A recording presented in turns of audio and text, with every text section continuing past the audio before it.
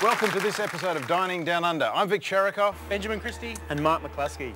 And we're cooking dishes inspired from Noosa. It's up on the Queensland coast. We actually start out in the hinterland where we're growing pineapples and ginger. We're visiting the ginger factory there as well at the township of Buderim.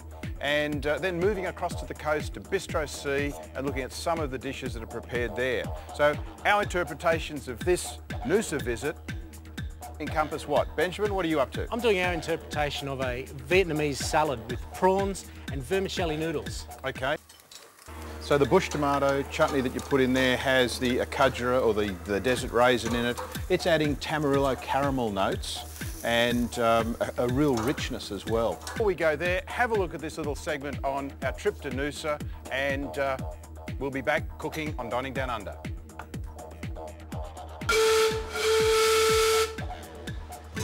We travel to the subtropical township of Buderim in Queensland, which is the home of Australian ginger and the centre of ginger processing.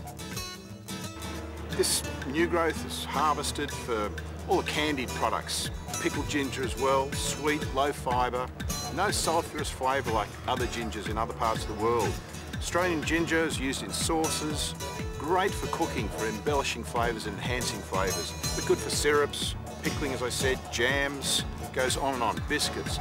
Ginger is probably used in about 55% of Chinese medicines for its fortifying and health-building characteristics. So let's see what we can do with this in the kitchen. So I'll bring these over now and we'll start putting these on. Not too big, a bit bigger, about, I suppose, what you call bite size. Yep. So you could do this as either a large pancake, which is where the frittata comes from, or more as a fritter sizes. Which is a rough pancake. Very, very rough, rustic sort of looking. And as the frittata starts to cook, the cheese starts to melt inside as well. So it'd be nice and creamy, also releasing those native flavours as well. Roasting macadamias, I always like them done well. In fact, that's about perfection. Can we get a quick look at just these macadamia nuts? Because it's rather interesting when you're roasting nuts to simply end up with the fines in the nuts starting to go a darker colour than the rest of it, the larger pieces.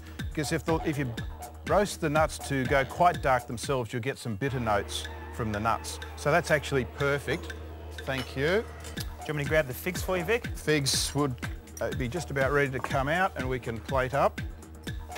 And we are ready to eat. So as the figs are coming out, there's going to be some great flavours here. So we've got paper bark smoked duck with Illawarra plum sauce, salt and pepper yabbies, yabby tails with lemon aspen dressing, and roasted figs with ricotta, blue cheese, maple drizzle and macadamia nuts.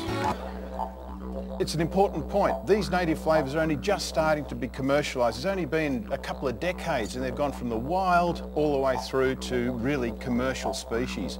Slowly they're getting into plantations, the volumes are getting up, and we're starting to move these products all over the world.